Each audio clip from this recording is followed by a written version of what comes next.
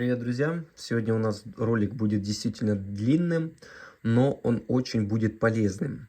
Если вы хотите, чтобы ваш телефон долго работал, к примеру, до 3 суток, то вам нужно вот эти вот все настройки сделать, которые я сейчас покажу в этом видео. С вас лайк и подписка, с меня больше интересного и полезного контента. Значит, смотрите, давайте представим такую ситуацию, что мы каждый день пользуемся телефоном. И мы вот утром его достаем с зарядки на целый день, и у нас даже не всегда он к вечеру держит всю зарядку. Хотя телефон при его данным, там 5 мАч, у кого 8, у кого 10 уже должен держать вроде целую неделю, а держит там, я не знаю, даже 8 часов еле держит, друзья. Да, можно это списывать на мороз, можно списывать на то, что мы много пользуемся, говорим, но это не так. И в этом видео я вам это все докажу. Значит, смотрите, что первое нужно сделать. Первое самое, когда вы взяли в руки телефон, вы должны помнить о том, что если на нем стоит светлый режим, он потребляет очень много энергии. И вот я всегда рекомендую ставить темный режим. Во-первых, будет проще для глаз, будет легче для глаз. А во-вторых, это действительно поможет вам использовать телефон дольше. Значит, заходим, показываю все настройки на телефоне Xiaomi. Заходим в пункт такой экран, и здесь у нас светлый режим. Вставим вот так вот темный режим. И у нас, смотрите, во-первых, не будет подсвечивания задней панели. Во-вторых, не будет игры с вот этим вот всем яркостью белых, черных, красных, белых тонов, оранжевых, синих, голубых. И будет черно-белый у вас, но действительно у вас заряда хватит сразу на 3-4 точно часа. И это действительно поможет вам максимально улучшить показатели своего мобильного телефона. И здесь вот есть у нас яркость еще. Мало кто знает, но когда вы зайдете сюда, у вас стоит автонастройка. Автонастройка, она, как видите, я только ее активировал, сразу подстраивается под внешний мир, то есть под внешний свет комнаты, помещения, либо улицы, и самостоятельно регулирует. Вот эта вот регулировочка потребляет очень много энергии. На самом деле ее лучше выключить. И вот этот вот дневной режим тоже выключить. Поставить где-то на половинку вот так вот, и у вас никаких не будет проблем. То есть с тем, что у вас телефон будет еще быстрее садиться. Это действительно так. И вот эта настройка, я рекомендую ее прямо сейчас каждому из вас отключить. Следующее, что я хотел сказать. Когда мы... Вот давайте выйдем. Следующее, что я хотел бы сказать, это еще пару настроек, которые действительно нужны. На каждом телефоне есть такой пункт, который называется Google. Так вот, если мы зайдем в настройки и увидим такой пункт, который называется Google, мы убедимся в том, что у нас есть такой пункт управления аккаунтом Google. Залетаем сюда. Данные, конфиденциальность, и если мы спустимся вот так вот немножко вниз, мы увидим, что у нас всегда будет включена история приложений и веб-поиска. У меня она отключена. Хочу сразу сказать, что это такое, с чем его едят. Значит, смотрите, все ваши приложения, которые есть на телефоне, вот у меня на телефоне их 300 приложений, как стандартных, так и скачанных, они постоянно будут собираться компанией Google информация. Эта вся информация будет накапливаться, как только вы будете выходить в интернет, она будет передаваться. И веб-поиск, что вы искали, вот эта история, оно все будет передаваться вашим разработчикам. При этом будет очень существенно садиться батарея из-за того, что у вас все передается и тратится ваш интернет будет. Вот кто сталкивается с тем, что нехватка интернета, знайте, это и есть. История местоположения тоже выключайте, потому что на самом деле на вашем телефоне может история местоположения быть выключенным, она не светится серым цветом, она светится белым, но она будет постоянно тоже включена. И история YouTube тоже мы выключаем, вот эти вот настройки. Дальше мы выходим на пункт назад. Дальше, когда мы вышли на пункт назад, нам нужно сделать следующее. Нам тут нужно зайти в пункт реклама. Вот он у нас. И если у вас вот так вот будет, сейчас я покажу, реклама включена, это тоже будет плохо, потому что реклама будет собираться на фоне того, что вы ищете. И нужно сбросить сперва рекламный идентификатор, а потом уже удалить рекламный идентификатор. И так вы сможете, во-первых, избавиться от всей рекламы на своем телефоне, ну, а во-вторых, она не будет собираться по историях ваших предпочтений. А это тоже будет существенно экономить батарею. Следующий пункт, который я хочу вам сказать, это блокировка экрана. Вот блокировка экрана, мы когда заходим на свой телефон, у меня сейчас она выключена, потому что я снимаю ролики, да. У вас же она будет всегда включена. То есть, смотрите, каким она образом работает. Вы попользовались телефон, положили телефон, он у вас еще работает. Через некоторое время он хопа выключился. И вот так вот в день может быть таких блокировок очень много. Где же эта блокировка экрана вообще есть? И как до нее добраться? Значит, смотрите.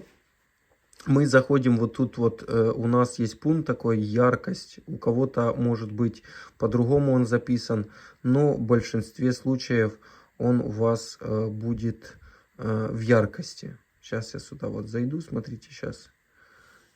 Сейчас. Экран вот тут. И вот тут, ну, яркость мы выключили. Частота обновлений. Сейчас я, в общем, дойду, его найду и вам вернусь еще до блокировки экрана. Значит, вот он, блокировка экрана. Ага, нашел я. Спящий режим, вот этот вот. Я извиняюсь, потому что не туда зашел, на другом телефоне пересматривал, а на Xiaomi совсем другие настройки, я на Honor смотрел.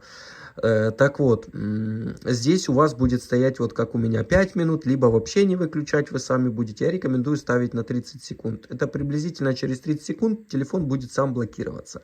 Это, во-первых, если вы забудете, с кем-то поговорили и где-то положили телефон, у вас, если эта функция вообще выключена или стоит на 10 минут, на 5 минут, вот представьте, 5 минут телефон еще потребляет кучу энергии. Если у вас включена яркость на всю, 5 минут это где-то минуты, 2% уходит от заряда телефона. Я рекомендую ставить на 30 секунд, и вы убедитесь в том, что каждые 30 секунд у вас телефон просто будет выключаться. Пробуждать при взятии в руку выключаем. И вот здесь вот еще у вас пункт есть режим в кармане. Вот этот вот пункт активируйте, потому что предотвращает случайным нажатием при помещении устройства в карман. Вы могли замечать, что когда вы достаете телефон, у вас либо камера включена, либо же у вас там что-то включено еще, приложение какое-то запущено. Это как раз гласит о том, что у вас этот режим выключен. Мало кто о нем знает, но если вы его активируете, у вас даже если в кармане будет телефон лежать, либо где-то еще, он самостоятельно не запустится. И все будет у вас офигительно, и не будет так быстро телефон садиться. Следующая настройка, которую я тоже рекомендовал сделать, это сим-карты будет вашей касаться. Значит, смотрите, объясню на пальцах. Сейчас все такие крутяки, модники рассказывают, переходим все на 5G, на 4G. Но вы забываете о том, что 5G где-нигде, только в больших городах. 4G тоже не всегда работает. Вот, к примеру, когда я еду на дачу, у меня там интернет очень плохой. Хотя 4G хвалят. Как только я переключился на 3G, то там и фильмы можешь смотреть, и что хочешь. Телефон работает таким образом. Как только у вас стоит режим 4G, он где-то можно найти. Вот смотрите, сим-карты и мобильные сети. Здесь выбираем какую-то сим-карту, и здесь вот у вас будет предпочтительный тип сети, вот о чем я говорю. И у вас телефон, если у вас стоит тут 4G, он будет искать ту вышечку, как так до нее добираться, чтобы у вас была 4G. Хотя, если там даже рядом будет вышка стоять 3G, он будет все равно подключаться к 4G. Нужно поставить как можно меньше. И точно так же, если там вышек мало с 3G, ставим 2G. У вас будет даже ловить в бункере. Вот вы часто могли видеть такие названия, я снимаю, ловит даже в бункере. Кто хочет, посмотрите, как улучшить интернет и связь на моих других роликах, я там это все показываю. И вот как раз вы поставите предпочтительно 3G, вы убедитесь в том, что у вас интернет будет гораздо лучше, дорогие друзья. Ставим вот эту вот настроечку.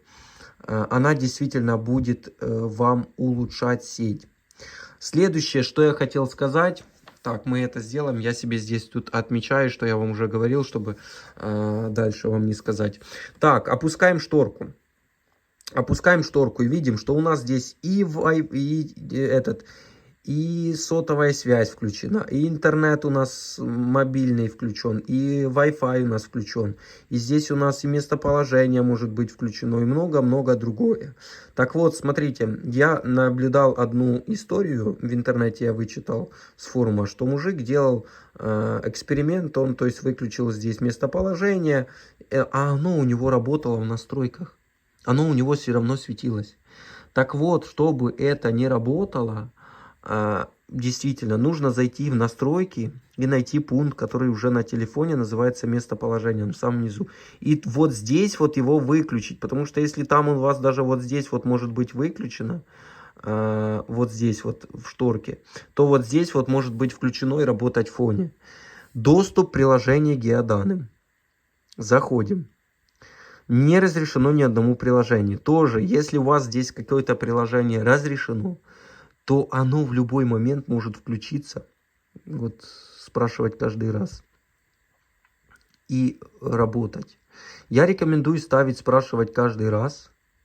Видите, тут у меня при разрешении. Спрашивать каждый раз у меня, можно ли зайти вообще в местоположение. Я это вообще первый раз такое вижу. Передача данных о местоположении. Смотрите, спрашивать. То есть, если какое-то приложение захочет выйти и дать мое местоположение, я нажимаю «Спрашивать». Геолокация точно так же. Смотрите. Геолокация Google. Выключаем более точное определение местоположения. Зачем Google знать, что я делаю, где я бываю, какие я ищу приложения, что я ищу вообще. Я не знаю. И эту настройку мы отключаем. Геолокация в экстренных ситуациях. Я уже в ранее видео рассказывал, что геолокация в экстренных ситуациях в нашем регионе не работает. Я, например, нахожусь в Украине, она у меня не работает. Точно так же в других странах она не работает. Она только работает в Китае. Так что эту настройку бесполезно мы выключаем. История местоположений тоже тут отключаем. Оповещение о землетрясениях. Она у нас тоже не работает, кстати. Но если она у вас будет активна, телефон будет просто мониторить это все, не зная, где вы находитесь. Эта функция работает только в Китае. Ее тоже выключаем. Передача геоданных тоже мы выключаем, если у вас есть. Сповіщення про повітряні тривоги. Это я все-таки включу, потому что у меня эта функция актуальна. Поиск сетей Wi-Fi. Значит, смотрите, если у вас вот эта функция включена, то вы разрешаете приложению и сервисам искать сети Wi-Fi, даже когда Wi-Fi отключен. Это может улучшить работу функции сервисов, использующих данных о местоположении. То есть Wi-Fi будет постоянно работать, включен, независимо от того, что вы даже его выключите, искать какие-то сети лучшие Wi-Fi. Но вопрос, зачем это делать, если, к примеру, вы где-то находитесь у соседа Wi-Fi, и как вы подключитесь, да, к соседнему Wi-Fi, если не знаете пароль. Тем более вам сосед ни в коем случае не даст пароль от своей сотовой сети, от Wi-Fi своего. Это бесполезная настройка, она будет только использовать батарею на максимум, чтобы искать новые сети. Отключаем. Поиск Bluetooth устройств тоже отключаем. Я согласен, когда мы подключаем какие-то наушнички, там что-то еще, нам нужна эта функция, но мы можем сами включить это все, чтобы не тратилась батарея. И вот смотрите, работа еще, пункт один такой. Здесь вот может быть тоже приложение, но у нас их нету. Выходим отсюда, и в принципе все. И, в принципе, все, что я хотел сегодня рассказать.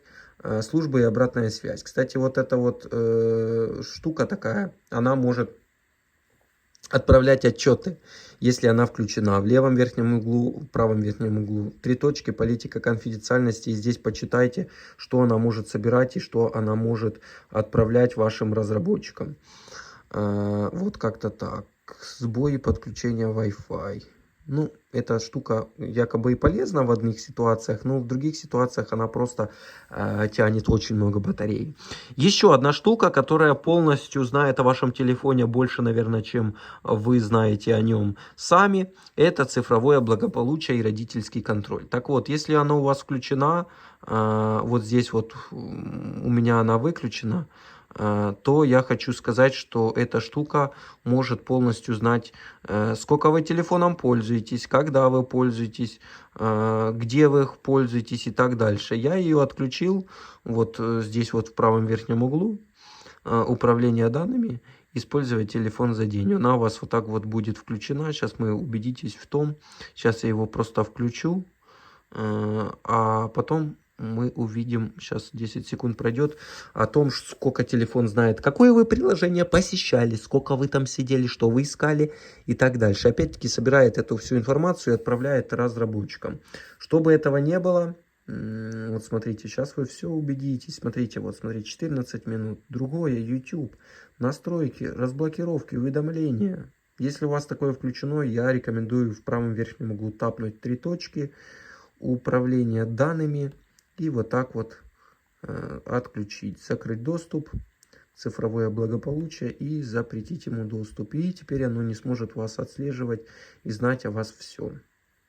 Вот, в принципе, все. Ну и, конечно же, рекомендую последний пункт. Друзья, спасибо, что досмотрели до конца. Кто досмотрел, тот вообще просто красавчик, потому что телефон будет у вас летать. Здесь есть пункт батарея. И вот, если вы зайдете в батарею, вы можете убедиться в том, что контроль активности, какие приложения у вас активные. И здесь вот так вот я рекомендую это все запрещать, потому что, видите, у меня неактивные приложения, у вас здесь будут все активные и будут потреблять очень много энергии. Просто пробегайтесь, ставьте умный режим, и, в принципе, приложения будут тогда работать, когда вы захотите. И в правом верхнем углу есть еще шестеренка. Есть такой пункт «Очищать память». Ставьте через 30 минут, телефон будет самостоятельно очищать память, будет увеличиваться память, ну и это будет влиять на то, что батарея будет меньше работать.